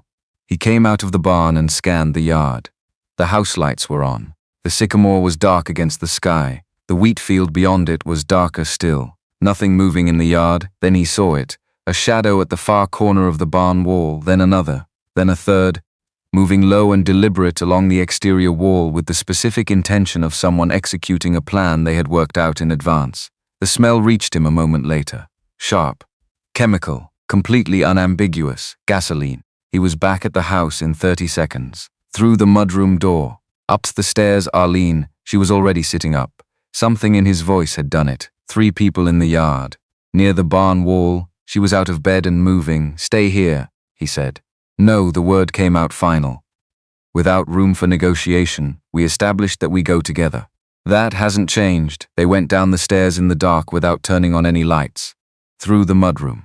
He had the length of steel pipe he kept beside the back door. She had the heavy flashlight from the mudroom shelf, held dark, gripped as a weapon rather than a light source. They came around the east corner of the barn, 3 men. 2 crouched near the base of the far wall, working at something not yet fully visible. The 3rd standing watch. Back to them, the smell was stronger here. No ambiguity about what it was. The standing man heard them first. He turned. Kendrick Pruitt, day laborer. Dion had seen him at the market and the feed store for years. More than that, 5 years ago, a hard winter, a man with a broken-down truck and nowhere to go. Dion had let him sleep in the barn for 6 weeks, fed him, lent him money for repairs without making anything of it. Kendrick's voice came out strangled. "Dion, listen, this isn't," she said. "Nobody gets hurt. Just the structure, just the structure. The barn that contained everything required to get the farm through the winter. The equipment without which there would be no spring crop. No income, no means of paying the $32,000 already bearing down on them. And now the one piece of leverage that could stop Constance entirely. The credibility of the people prepared to testify against her. Destroyed if the farm burned and Dion had nothing left to fight with. Constance hadn't sent Kendrick here because she was desperate. She had sent him here because she had learned about Arthur Grimes and decided the farm needed to be gone before the hearing date. Arlene stepped up beside Dion. Her voice came out clear and cold in the dark. "You are going to burn down everything we have built. Because Constance Veal told you to, not a question. A fact stated plainly, so he had to hear it named." Kendrick opened his mouth. Headlights came up the driveway. Not one set, 3. The vehicles turned in and the beam swept across the yard and caught all 5 of them in the flat, exposing light that removes all ambiguity from whatever it illuminates. Roy Childs stepped out of the first truck. Behind him came 3 neighbors. Kevin Moore from the property half a mile south, Terry Okafor from the Ridge Road, and a 4th man Dion knew from the market who raised goats on 20 acres east of town. Roy had seen the same message Dion had received, had driven out without calling first, had called the others on the way. Roy's voice came out winter dry. "Kendrick, I've known your family 30 years. He looked at the 2 men by the barn wall without recognition. "Don't know these 2. But I know what I'm looking at." His eyes went to the cans on the ground. The smell that had reached him from the driveway. Every detail of tonight is going to be known across this county before the week is out. The two men by the wall made their decision fast. They went over the fence in the dark. Sound of footsteps moving through the field. Then, nothing. Kendrick didn't run. He stood in the headlights with his hands at his sides and looked at Dion with the face of someone who has exhausted every available narrative and is now standing in the plain space where the only remaining option is the truth. "She told me you were going to lose the farm regardless," he said. "Said the bank was already going to call the loan. Said this would just accelerate what was already coming and I'd be clear of what I owe her." He stopped. "I needed to be clear. How much?" Roy said. Kendrick's jaw tightened. 7,000. 3 years back. She called it in last week. Said if I did this she'd consider us settled. $7,000. The barn that held everything needed to make it to spring. Traded for $7,000 and a debt owed to a woman who had just learned her legal strategy was falling apart and had decided to try something else. Dion looked at him for a long moment. "You are going to tell the sheriff everything she said to you. Every conversation, every instruction. Everything she told you about our situation and what she wanted to happen." Kendrick's mouth opened. "If I do that, she's going to." Kendrick? Just his name. The pause after it carrying what it needed to carry. "You were standing next to an accelerant at 2 in the morning. The only way through this goes through the truth. You already know that. You knew it the moment those headlights hit you." He did know it. The calculation had completed itself the second Roy's truck turned into the driveway. Roy made the call to the sheriff's department from the driveway. Kevin Moore and Terry Okafor and the man with the goats stayed where they were, because people stay when it matters. The sheriff arrived in 20 minutes. Kendrick Pruitt talked for 2 hours. When the last vehicle left and the yard went quiet again, Dion stood on the porch and looked out at the farm. The barn was still standing. The wheat was still in the field. The documents were still on the kitchen table. Arthur Grimes was still at Pine's Rest on Route 9, and he was still willing to testify. Constance had played her last card, and the barn was still standing. Arlene came and stood beside him, arms crossed against the November chill. 2 days, she said quietly. 2 days, he said. Neither of them said anything else for a while, because there wasn't anything else to say. 2 days until the hearing. Either it went the way Daniel Okafor needed it to go, or it didn't. What Dion knew standing there in the dark was this: win or lose, farm or no farm. He was not the same man who had watched a woman walk up his porch steps 6 weeks ago and believed nothing was ever coming. Everything had changed, everything. They spent the day before the hearing working on 2 tracks simultaneously. Daniel Okafor prepared the legal presentation, the documentary evidence, the witness list, the sequence of argument. He called twice with updates and spoke in the flat, efficient language of someone who has learned that false hope is more damaging than difficult truth. He was not a man who promised outcomes. He was a man who prepared for them. Dion and Arlene dealt with the farm. The barn roof got the last of its temporary waterproofing. The replacement fence posts went in solid. The market orders for that week went out on time because Arlene packed them herself and left them labeled and stacked in the mudroom before she went to bed. Life continued, because life continues regardless of what else is happening. And you keep the farm running or you lose the farm. They understood this without saying it. The night before the hearing, Dion lay in the dark and ran the morning sequence forward in his mind for the 3rd time. What Daniel would argue, what Constance's lawyers would counter with, what Arthur Grimes would say from his wheelchair in front of a judge, and how much weight that testimony would carry. Fair odds. Not good odds. Fair. Arlene turned beside him. Are you still awake? If we lose tomorrow, she started. We deal with it, he said. Whatever it is, we deal with it. I was going to say, she stopped. Then started again quieter. If we lose tomorrow, I don't want you to think any of this was a mistake. Coming here. Stay any of it. He turned his head to look at her in the dark. Arlene, what? The only version of the last 6 weeks I would call a mistake is the one where you turned around at the bottom of the porch steps and walked back to town. She was quiet for a moment, then into the dark. Good night, Dion. Good night. A pause. Shorter than the ones that used to precede the word husband, she said. Not like a test anymore. Not like something being weighed for the first time. Just accurate. Just true. The word that described what was real. He reached across and found her hand in the dark and held it. Neither of them fell asleep quickly. Neither of them minded. They spent the 2 days before the hearing working on 2 tracks simultaneously. Daniel Okafor prepared the legal presentation, the documentary evidence, the witness list, the sequence of argument. He called twice a day with updates and spoke in the flat, efficient language of someone who has learned that false hope is more damaging than difficult truth. He was not a man who promised outcomes. He was a man who prepared for them. Dion and Arlene dealt with the farm. The barn roof got the last of its temporary waterproofing, enough to hold through winter if they needed it to. The replacement fence posts along the north paddock went in solid.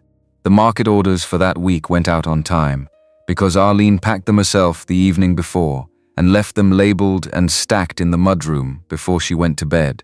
Life continued, because life continues regardless of what else is happening, and you keep the farm running or you lose the farm. They understood this without saying it. The night before the hearing, Dion lay in the dark and ran the morning sequence forward in his mind for the 3rd time. What Daniel would argue. What Constance's lawyers would counter with. What Arthur Grimes would say from his wheelchair in front of a judge. And how much weight that testimony would carry against the documented legal record that Constance's team would present alongside their own version of events. Fair odds, not good odds. Fair? Arlene turned Are you still awake? A pause. If we lose tomorrow, she started. We'd deal with it, he said. Whatever it is, we deal with it. I was going to say, she stopped. Then started again, quieter. If we lose tomorrow, I don't want you to think any of this was a mistake. Coming here, staying, any of it. He turned his head to look at her, in the dark. Arlene, what? The only version of the last 6 weeks I would call a mistake is the one where you turned around at the bottom of the porch steps and walked back to town. She was quiet for a moment. Good night, Dion, good night, a pause. Shorter than the ones that used to precede the word husband, she said. Not like a test anymore. Not like something being weighed for the first time. Just accurate, just true. The word that described what was real. He reached across and found her hand in the dark and held it. Neither of them fell asleep quickly. Neither of them minded. The county courthouse in Caldwell conducted public hearings in the main courtroom on the 2nd floor. Wood-paneled walls. Fluorescent lighting updated sometime in the 90s. Bench seating designed for function rather than comfort. The kind of room that communicates the business conducted here is serious, and attendance is not recreational. On an ordinary Thursday morning, it processed traffic matters and property line disputes and the routine administrative work of a small county government. The morning of the hearing, every bench was full. Dion had not anticipated that. He didn't know why he hadn't. The town had been watching this situation develop across 3 weeks. Small towns attend the things that matter to them. But he was not prepared for the faces when they walked in, neighbors whose names he knew and neighbors he recognized only by sight. The woman who sold preserves at the Saturday market. Kevin Moore in the 3rd row, arms crossed, expression already settled. Pastor Jerome Odom in the 2nd row wearing his collar, which was not what he wore on ordinary Thursdays. Roy Childs sat in the front row with the expression of a man who has waited in many rooms for many things to go right and is prepared to wait as long as the present situation requires. Tamra was near the aisle. She reached out as they passed and caught Arlene's hand, squeezed it once, hard and brief, and let go. Constance Veal sat across the aisle with 2 lawyers whose hourly rate exceeded Dion's weekly market income. She was dressed the way she always dressed. A performance of financial ease so habitual she probably no longer noticed she was performing it. But her hands folded on the table in front of her were not entirely still. Arthur Grimes arrived in a wheelchair pushed by an attendant from Pine's Rest. The years had made him physically smaller, but when he looked up at the room, his eyes were clear and fully present. He found Arlene's face in the gallery and gave her a small nod. I am here, I told you I would be. Here I am. Judge Calvin Moss entered at 9 o'clock precisely, 60-something. Deliberate in the manner of someone who has presided over enough proceedings to understand that truth announces itself given sufficient room, and that impatience rarely improves the process. He arranged his notes and looked at both tables. We are here on 2 connected matters. The first is the inquiry filed by Mrs. Constance Veal regarding the validity of the marriage between Dion Harper and Arlene Reed Harper. The second is a counterclaim concerning a property transaction between Mrs. Veal and Mr. Arthur Grimes. and the use of that transaction as a financial instrument to apply pressure to loan terms held by Mr. Harper at Caldwell County Community Bank. He looked up from his notes. "We will address the marriage question first." Constance's lead attorney was polished and methodical in the way of someone who has argued difficult facts before and has developed a reliable technique for doing so. He emphasized the speed of the arrangement, the financial extremity of Arlene's circumstances at the time of the marriage, the explicitly transactional language of the initial proposal. He used the word convenience 4 times in 10 minutes with the precision of someone who has selected it carefully and intends to get full value from it. He was genuinely skilled. You could see it in the way he structured each sentence and let the pauses carry weight, and looked at the judge at the moments he wanted the judge to look back. Daniel Okafor called Pastor Jerome Odom first. Pastor Odom described the Saturday market confrontation in precise detail. He had been there and witnessed it from close range. He described watching Arlene take Dion's hand in front of the assembled crowd, without any prompting or signal, at a moment when she had every reason to retreat instead. A public, voluntary declaration from a woman who had nothing to gain from it and everything to lose. He spoke about observing the relationship develop publicly across the weeks following the ceremony, with the authority of someone who has spent decades watching human behavior in small communities and has learned to recognize the difference between something constructed for an audience and something that simply is. "What I observed between these two people was not a transaction being maintained," he said. "It was two people in the process of learning to trust each other. That process is not comfortable. It does not move quickly. It does not resemble a performance. Because it is the exact opposite of one." Constance's attorney cross-examined him for 12 minutes and came away with nothing of use. Roy Childs described the ceremony. The weight of the moment when Dion produced his mother's ring. The way the two of them stood in that small office and took something seriously that they could have treated as administrative. Tamra Booker described Arlene's state of mind in the weeks preceding the marriage. Her genuine uncertainty, her fear. The words she had said in the courthouse hallway when Tamra had asked whether she was certain. "I don't know how this ends, but he doesn't look at me like I'm a problem to be managed." Those were not the words of a woman executing a financial strategy. Those were the words of a woman stepping into something genuinely uncertain because she had decided the uncertainty was worth accepting. Then Daniel called Dion. He described Earl Reed's visit, the green truck in the driveway, the chair under the sycamore. The exact words Earl had said, held in his memory for 8 months with the precision of something not consciously memorized, but simply lived with long enough to become completely present. He described what had happened between the ceremony and today, not romantically, not constructed for sympathy. The facts arranged in their actual sequence, the work done together, the conversations at the kitchen table, the vegetable beds, the storm. The choices each of them had made across the weeks of learning to inhabit the same space. When Constance's attorney rose to cross-examine, he asked whether Dion had entered the marriage primarily for the practical labor benefit. Dion looked at him. "I entered the marriage because Earl Reed asked me to look after his daughter, and because Arlene needed somewhere safe, and I needed help running a farm I couldn't manage alone. Those were the reasons at the beginning." A pause. "The reasons at the beginning are not the same as the reasons now. That is not a contradiction. That is what happens when two people spend time together honestly and pay attention to what they find." He did not have a follow-up question. Judge Moss looked at his notes. Then at Constance's table, "On the matter of marital validity, I have heard sufficient testimony to rule on this question before proceeding." He set his pen down. "The inquiry filed by Mrs. Veal fails to meet the evidentiary standard required to invalidate a legal marriage. Multiple credible witnesses have testified to the voluntary and good faith nature of the proceedings. The subsequent development of the relationship between the parties has been documented through direct community observation by individuals with no stake in the outcome. There is no credible evidence of coercion or fraud in either the formation or the continuation of this marriage." His voice held the same tone throughout. But something in the courtroom shifted when he reached the next sentence. "The marriage between Dion Harper and Arlene Reed Harper is valid and binding in the eyes of this court." Arlene exhaled beside him, not dramatic, Just the release of something that had been suspended for a very long time. The breath leaving a body that has been holding it for 3 weeks. Specific, quiet. Real Tamra made a sound from 3 rows back that she converted into a cough. Roy, in the front row, unfolded his arms. Judge Moss was already moving to the second matter. The property transaction between Mrs. Constance Veal and Mr. Arthur Grimes. Mr. Grimes, I understand you wish to address this court directly.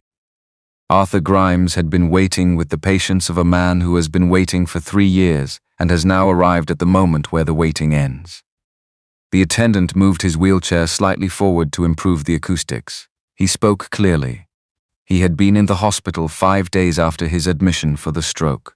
The medication had softened the edges of his thinking in ways he had been aware of, but unable to fully correct for. A woman he recognized from county administrative circles had come with 2 other individuals and presented him with documents described as benefit coordination paperwork related to his existing property records, streamlining his estate filing. Something routine. He had been unclear. He had signed where they directed him to sign. They had left. He had not understood what he had signed until his daughter found the deed transfer in his property records. 8 weeks later, I did not sell that land willingly, he said. I had plans for it. My son intended to build on it. It was not available for sale, and I did not knowingly sell it. The evenness in his voice was the evenness of a man who has done his grieving about this, and arrived at the place beyond grieving where only the accounting remains. What was done to me in that hospital was a deception carried out against a man who was not capable of protecting himself from it. And the people in that room were aware of that when they walked in. Constance's attorneys objected 3 times during his statement. Judge Moss sustained none of the objections. Daniel then presented the documents Arlene had assembled at the kitchen table at 2 in the morning. The hospital admission record, the deed transfer date, the 5-day gap between them, the county complaint filed by Arthur's daughter and left unresolved in the public archive. The gap could not be reconciled with the legal requirement for competent consent at the time of execution. The courtroom was very quiet. Constance's lead attorney delivered his counter-argument with the controlled efficiency of a skilled professional working with bad facts. He emphasized procedural ambiguity, questioned the reliability of an elderly man's memory of events 3 years prior, suggested alternative interpretations of the timeline that were technically possible and practically implausible. He was good at his job. He was not good enough for what he was working with. Judge Moss heard the argument fully, made notes, asked 2 clarifying questions of Daniel, who answered them with precision. Then he looked directly at Constance Veal for the first time that morning. The frank gaze of a man who has formed his conclusion and is about to announce it. And then Constance Veal stood up. She did not consult her attorneys first, did not look at them. She stood with both hands on the table, and everything she had held in careful control across the morning simply came apart. This is because of Earl Reed. Her voice came out compressed. The sound of something that has been under pressure for a very long time finally finding a release point. Earl Reed stood in front of this community 20 years ago and publicly refused to cooperate with my father's business proposal.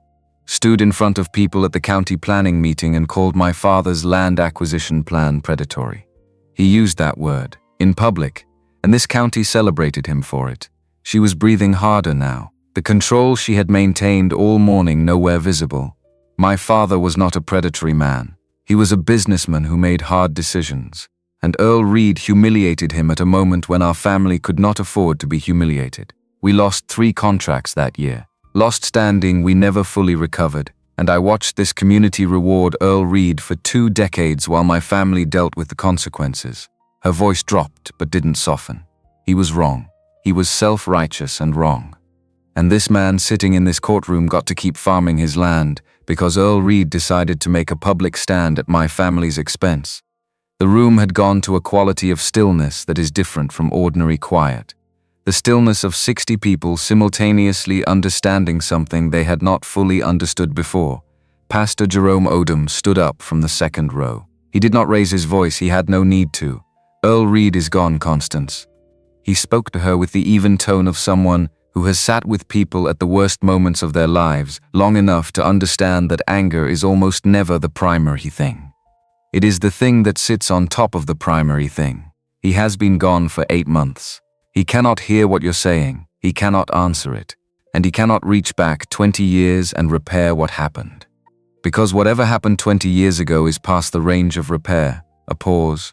The person who has spent 2 decades ensuring this community kept paying for something that hurt your family. That person is not Earl Reed. That person is you. And you are the one who will have to live with what that choice has cost. Constance looked at him, then she looked at the room.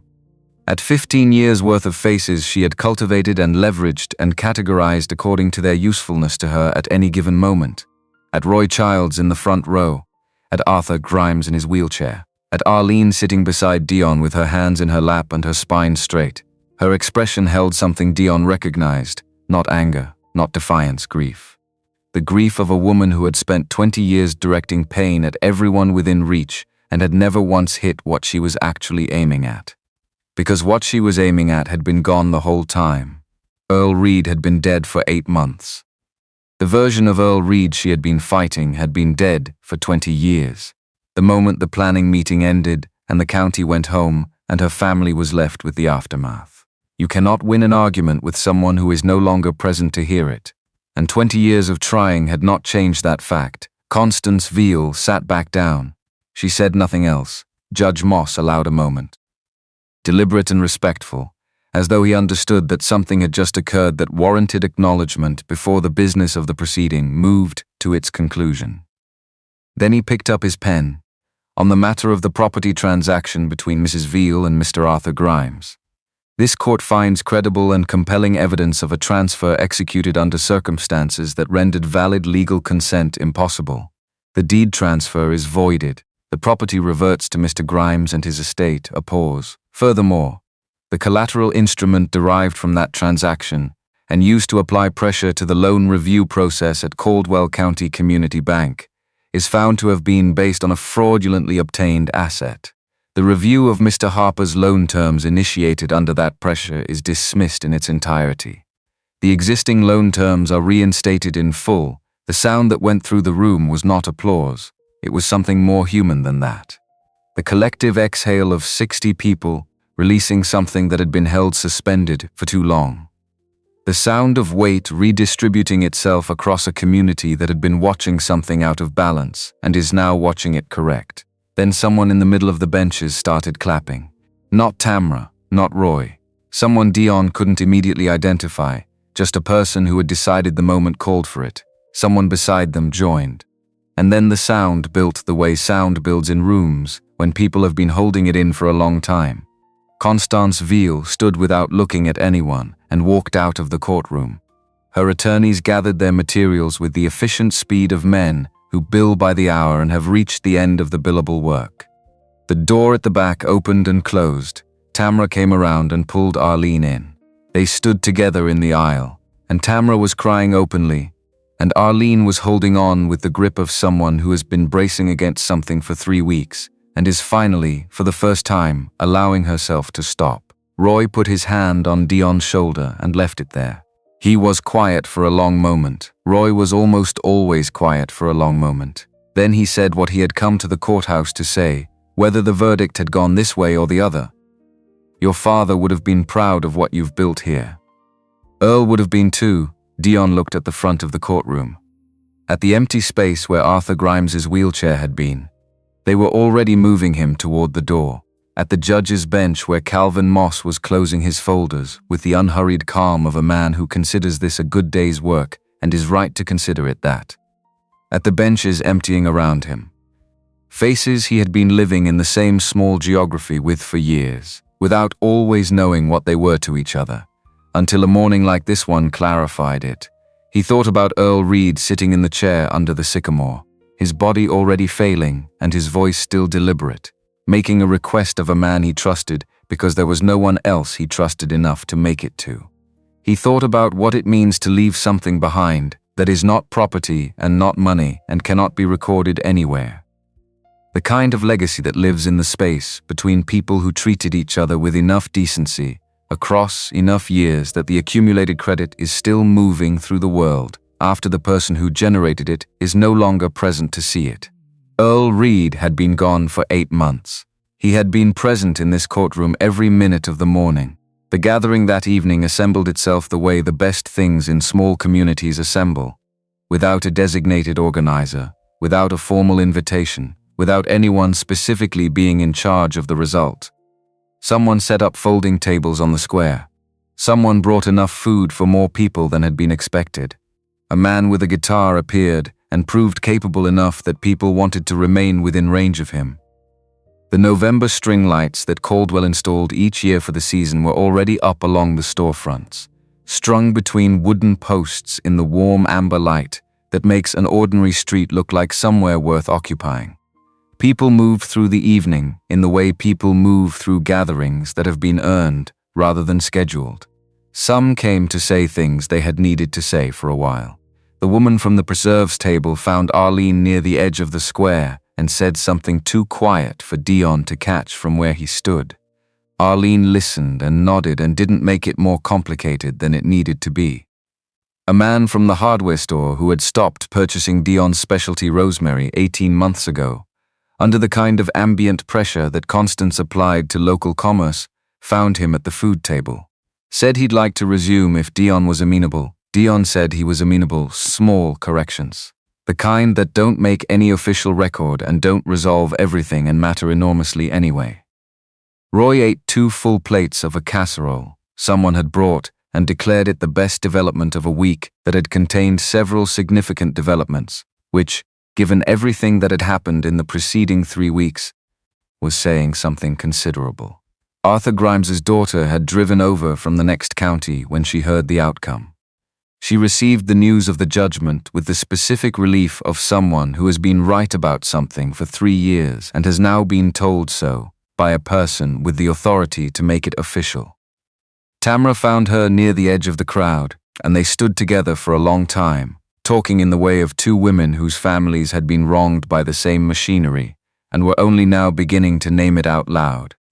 The guitar player found the tempo for something slow, and the couples on the square moved into it, and the gathering became for an hour exactly what a community is meant to be when it is doing the actual work of being one. Dion and Arlene danced under the lights between the wooden posts. She had her head against his shoulder, his hand was at her back. The music was unhurried, and the November air was cold enough that being close to another person was both practical and everything else it was. He leaned down and spoke near her ear. "Do you remember what you said on my porch that first evening in October?" She lifted her head slightly. "I said several things on your porch that evening. You said your father told you I needed a wife, and you said he was right. One more measure of the music. The lights above them in the cold air. I was wrong," he said. She lifted her head fully and looked at him. The string lights caught her face. Her expression held the uncertainty that almost never appeared there anymore, the one that meant she was genuinely unsure of what was coming next. "I didn't need a wife," he said. "I needed you, specifically and exactly you. Your hands in my garden and your voice in my kitchen and your mind at 2 in the morning with a folder of documents that saved everything I had spent 10 years building." He held her eyes. "Your father wasn't right about what I needed in general, a beat. He was right about you." She looked at him for a long moment. The music continued. The lights held. The square moved around them with all the ordinary business of a community putting itself carefully back together. Then her eyes filled, which she allowed without doing anything to stop it. "I love you, Dion Harper," she said. "Every scar and every silence and every burned egg. Technically, I have only burned 2 eggs total. More than 2. The evidence on several of those is disputed," she laughed. "The real kind, full and unguarded. The kind that had started appearing in his kitchen in the mornings and had at some point, without his being able to identify exactly when, become something he organized the days around the possibility of hearing." He pulled her closer and they finished the song under the November lights, and the community moved around them, and for the first time in 8 years the North Farm had someone to come home to. The winter that followed was the first one in 8 years, that the house didn't carry the feeling of waiting for something that wasn't coming. They paid the loan balance down steadily through January, using the market income combined with a wholesale contract for specialty herbs that Arlene had negotiated with a restaurant 40 miles away. Not a large contract, but consistent, which is worth more than large when you are building the foundation of something that needs to last. By February, the outstanding balance had dropped to a number that no longer felt like a threat. By March, it felt like an obligation they were working through together, the way you work through any shared commitment that has a defined endpoint. Daniel Okafor filed the formal documentation of Arthur Grimes's deed reversal with the county. The Grimes family had their land back. Arthur's son began the planning process for the building that had been deferred for 3 years. Arthur himself, according to his daughter when she called to tell them, was sleeping better. That was the phrase she used, sleeping better. As though the weight of an unresolved wrong is something a body carries even in the night, and justice, even delayed justice, is something the body can finally set down. The charges against Constance Veal for fraud in the Grimes transaction moved through a separate civil proceeding that her attorneys slowed considerably but could not stop. The Grimes family's case, backed now by the public record and Arthur's own testimony already on file from the hearing, was not something that could be buried a second time. By February, the county prosecutor's office had opened a parallel inquiry into 2 additional property transactions that bore similar signatures, timelines that didn't reconcile, complaints that had been filed and gone nowhere, sellers who had been at their most vulnerable when the paperwork appeared. Constance Veal did not appear at community events during the period the proceedings were active. She did not appear at the Saturday market. She did not appear at the county planning meetings she had attended with such regularity for 15 years. The county noticed her absence and drew its own conclusions, the way counties do, quietly, without announcement, and with the long memory that small communities apply to people who have spent years using their trust as a transaction. She had not been defeated by a single verdict. She had been made visible, and once a certain kind of person is made visible, once the pattern is named in a room full of people who can corroborate it, the architecture of influence that depended on nobody looking directly at it tends to come apart on its own. The charges related to the attempted barn burning moved through the county prosecutor's office with less complication. Kendrick Pruitt had cooperated fully, as Dion had told him at 2 a.m. that he would need to. The 2 men who had gone over the fence that night were identified through other means and faced their own accounting. None of it made the farm whole again in any measurable way, but it made the truth part of the public record, which is sometimes the most a person can ask for. Roy came for Sunday dinner every week through the winter without ever waiting for a formal invitation. Arrive reliably. Allow the hosts to determine over time whether they enjoy having you there. They did. He ate without reservation and talked about the farm the way a man talks about land he has been paying attention to for decades, with an exact mixture of criticism and affection that doesn't translate neatly into any single word. Tamra's various opinions about various subjects occupied Arlene at the kitchen table on several full evenings across the winter months. Dion learned considerably more about matters he had not expected to learn. He had no opinions about any of it, and the wisdom to keep that fact private. The spring arrived early. The ground thawed in the 3rd week of February, early even by the generous standards of Georgia winters, and they were in the vegetable beds by the 1st of March. The planting calendar Arlene had drafted over the winter and pinned to the kitchen wall was already adjusting in real time to account for the season's early opening.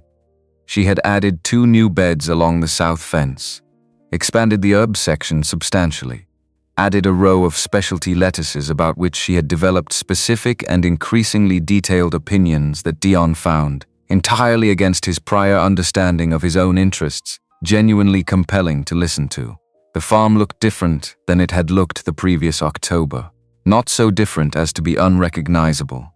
Still his. Still the property his father had built on his grandfather's land. Still the place he had nearly lost and had been given the time to keep, but fuller, more inhabited.